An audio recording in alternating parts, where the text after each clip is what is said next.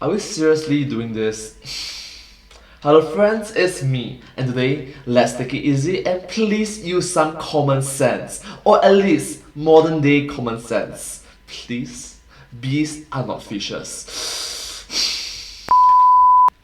Read the headlines. The courts just ruled that bees can now be legally considered fish in California. Sushi Why? will never be the same. B-roll. Why? Hello, Food theory. Internet! Welcome to Food Theory. Hello Internet, welcome to Food Theory. Hi. Where, if it walks like a bee and talks like a bee, it's probably a fish. Ladies and gentlemen, it's time for yet another round of stupid food classifications. Stupid food classifications. But this time, things are a little bit different. I mean, people have been debating whether a hot dog is a sandwich since man first placed a floppy tube of meat between two buns. But bees as fish? I don't think anyone's ever questioned whether those two got mixed up on the old taxonomic tree. And yet, here we are! The state of California's legally declared that bees, insects that don't swim, live in, or breathe water, are now legally considered fish by definition of law in the state. Remember that time we dedicated an entire episode to whether Subway tuna was actual tuna? Turns out, it was bees the whole time. No, not the bees!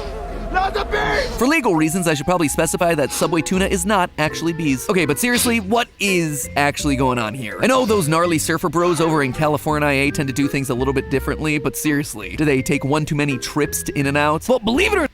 Alright, MatPat makes a very good point. Why? But this was actually a very real legal case with some very high stakes. And as you might imagine, the lawyers pulled out every trick in the book, making this the most absurd bee-related legal case to ever hit a courtroom. What exactly is your relationship to that woman? Are you her little bed bug? I'm gonna pincushion this guy. Oh, I'm here! Oh, Lordy, I'm here! The venom is coursing through my veins! Oh, an angel of mercy will come forward to suck the poison from my healing bucket! Okay, I stand corrected. Most absurd bee-related legal case not involving Jerry Seinfeld. So today... Okay, that was pretty weird. Cringy. Like, what?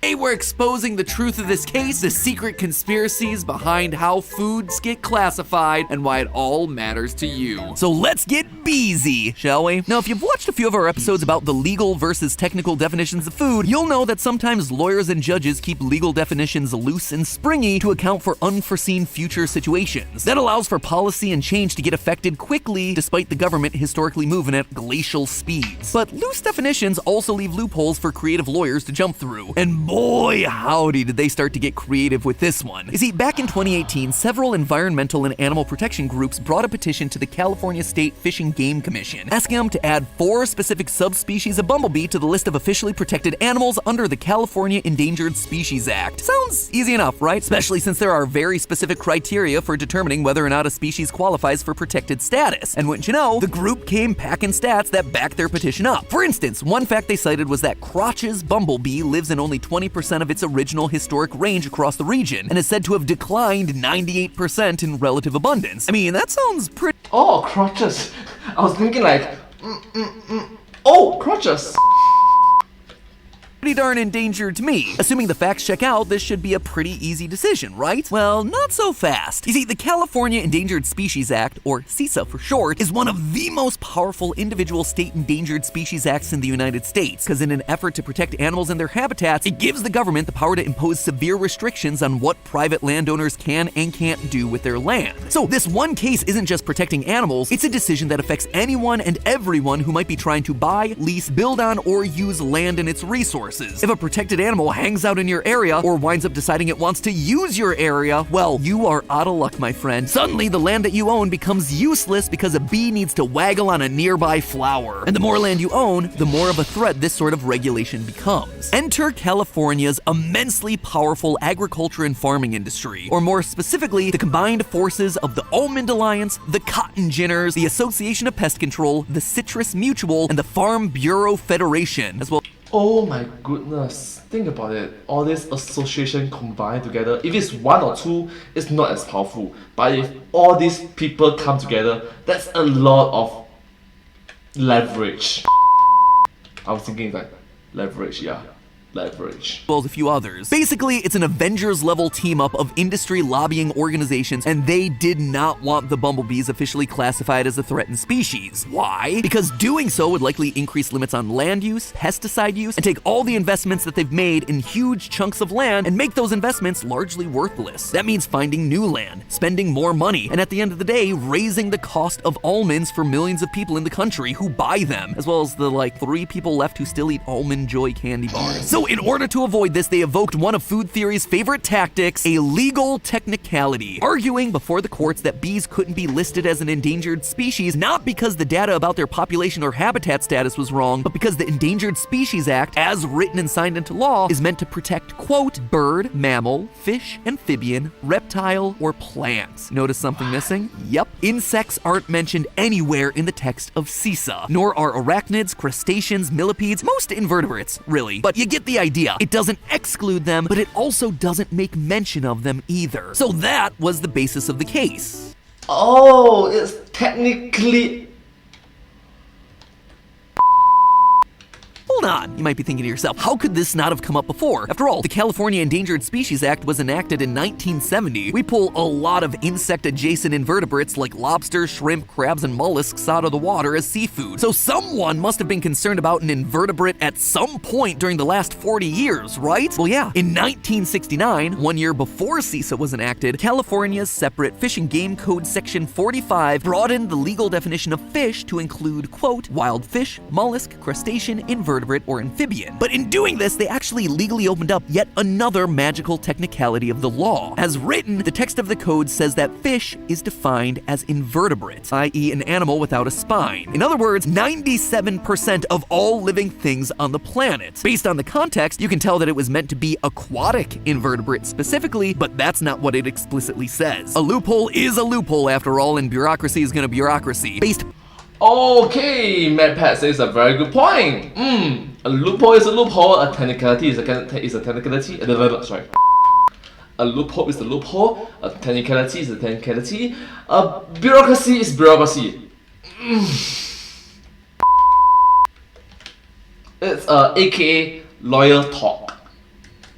Purely on what the letter of the California law technically says, the legal definition of fish can encompass anything without a backbone. Insects are invertebrates, bees are insects, therefore bees are fish. What logic is... What? Alongside its other fellow fishy friends like butterflies, earthworms, and spiders. So yeah, after some back and forth decisions on appeals between 2018 and now, bumblebees are officially fish in the state of California. There's no rule that says endangered fish can't live on the land. Okay, well, sometimes science is more art than science, Morty. A lot of people don't get that. And for as ridiculous...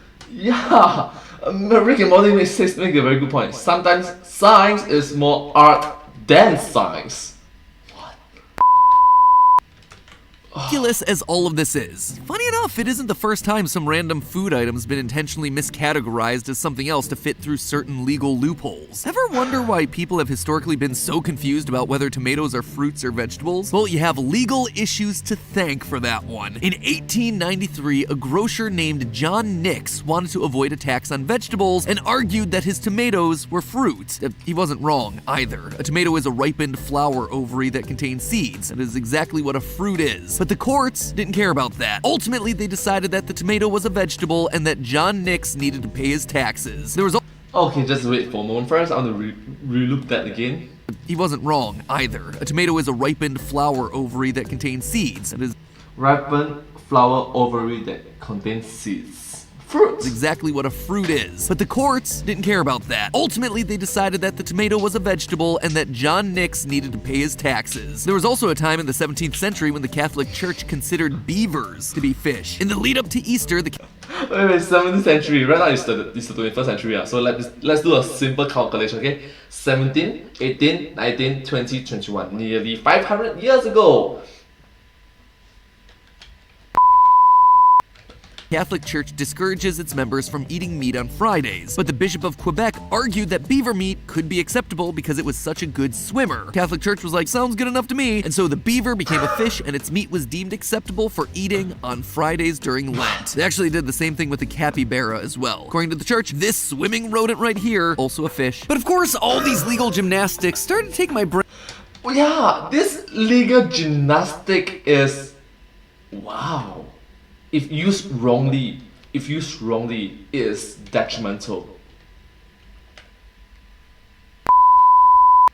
Into some weird areas. I wanted to take this absurd premise to its logical conclusion. Like, alright, if bees are legally qualified as fish now, that means that bee farms should technically have to pay the fees and pass many of the inspections associated with fish farms and fish hatcheries. That's weird, and I doubt anyone will actually enforce that, but if we're following the letter of the law, all bee apiaries are now doubling up as fish hatcheries. So, what happened to common sense, bro? Common sense. that was bizarre realization number one. But what else can that possibly affect? Does that make bees seafood? Well, according to the letter of the law, the answer should be yes. According to the California Department of Public Health, Food and Drug Branch, any fish and fishery products are considered seafood, which again is just a bizarre quirk of the law. Now, bees as seafood doesn't mean all that much. We don't go around eating bees like we do salmon and tuna and sushi, so the comparison here is kind of silly, but then I noticed the term that they used in the legalese, fishery products. Things coming from fish and fish farms are also seafood. So would honey fall under that? Is honey now seafood? Yes it is. It's a fish byproduct, basically the bee equivalent of caviar. But perhaps most absurd of all is the fact that should you want to catch a bee, you would probably now need something like a fishing license. Don't worry though, you get one of those for the low cost of $58.58. Or, you know, you could always do catch and release of a bee. That said, of all the weird tangents that this research took me down, it was the rent-a-bee service that...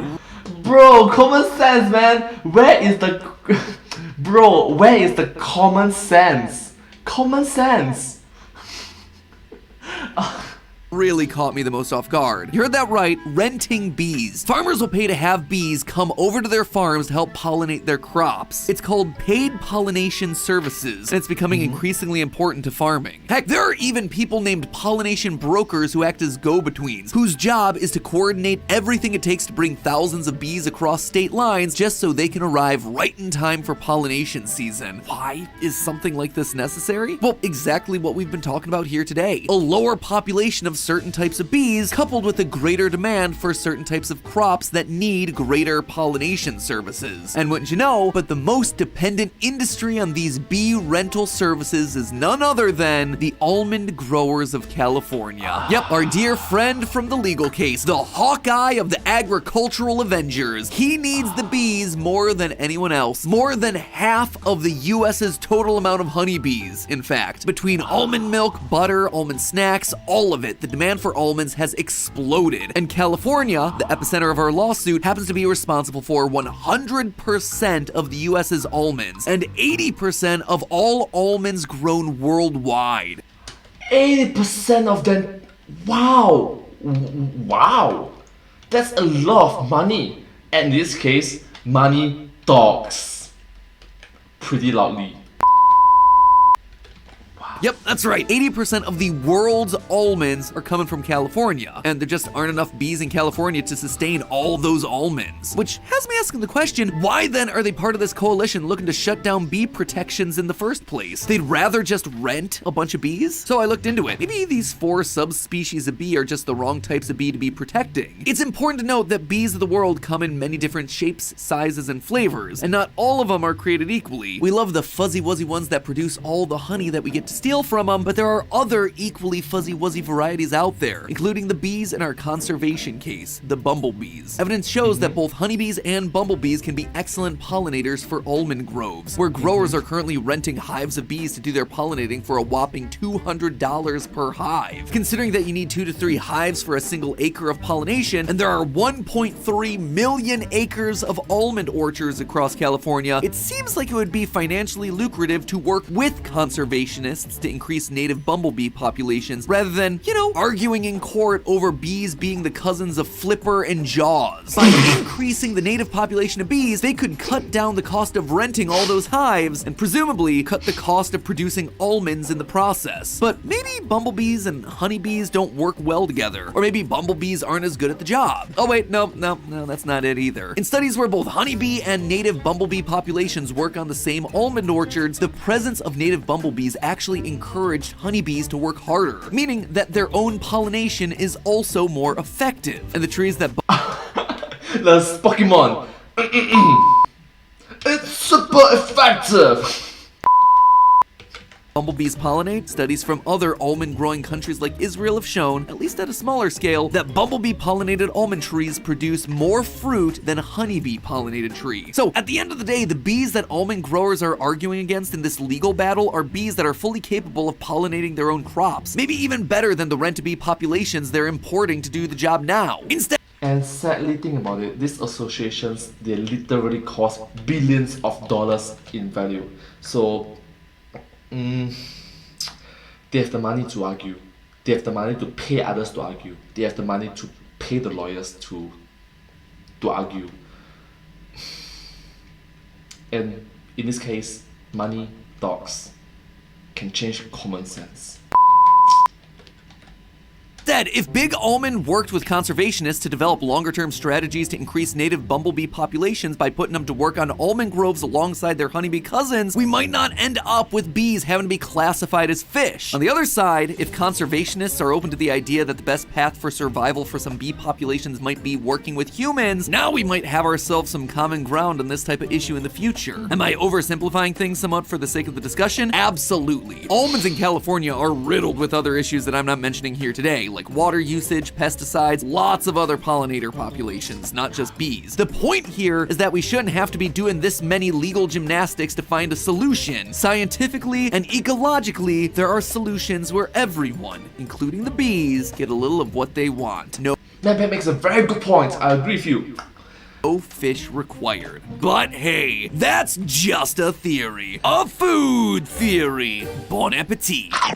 But this story isn't the only buzzworthy thing happening right now. It's that special time of the year again, friends. It's the holidays. The time when all the relatives get together and someone assigns a holiday event to happen at your house. And even though you're like, ho ho ho, not a chance. That's actually my worst nightmare. Here they come, barreling towards the door, expecting to be fed. But instead of leaving the state, my friends, become the hero of the holiday this year with today's sponsor, HelloFresh. HelloFresh's festive eats are back this year, which allows you to have the holiday dinner of your dreams without the time, money, or culinary degree that the recipes seem like they require to pull off. Truffle mashed potatoes, prime rib dinners. Wait, those are coming out of my kitchen? I'm the one proudly serving those home-cooked meals to Grandma during her yearly visit? Yes! Finally, I'll be able to do the family proud, rather than shaming them weekly with this whole YouTube gig. And I'm doing it thanks to Santa's little helper in the corner, HelloFresh. Auntie Lee will swoon when she thinks that you've stolen her honey butter barbecue pork chop recipe, but you didn't. You just had a box dropped off at your door and spent 25 minutes following HelloFresh's easy step-by-step instructions. HelloFresh costs less and is significantly healthier than takeout. It's also ready much sooner than delivery. That means that during a time when it's extra tempting to be overspending and overeating, you're making smart decisions that help your body and your wallet in the long run. We've been a HelloFresh partner for the entirety of 2022, and it's been one of the best decisions we've made to save time and money on dinners. No fad diets, no elaborate meal planning, just healthy, delicious, easy food delivered to your door that you can be proud that you made yourself. It feels so good to taste the final dish and know that I've made something that's that delicious. I actively feel myself get more confident in the kitchen with each and every box that gets delivered. And best of all, you start with 18 free meals plus free shipping when you sign up. All you have to do is go to HelloFresh.com and use the code FoodTheory18 for 18 free meals plus that free shipping. That is FoodTheory18 at HelloFresh.com, or click the link down in the description below. That way you get a bunch of free food that you can be proud of, and also keep a lot of free money that you've had in your pocket the whole time, and you can spend it on presents, and everyone's happy this holiday season. It is a win-win-win-win-win. Well, thank you so much for making this video. Yeah, MatPat makes a very good point at the end of the video, in which maybe let's stop with all these mental gymnastics and work together so that it can benefit more people, it can benefit everyone. Yeah, so thank you so much for watching this video. Remember, that's just a theory. A food theory. Bon appetit. Thank you. And subscribe. Thank you so much. Thank you.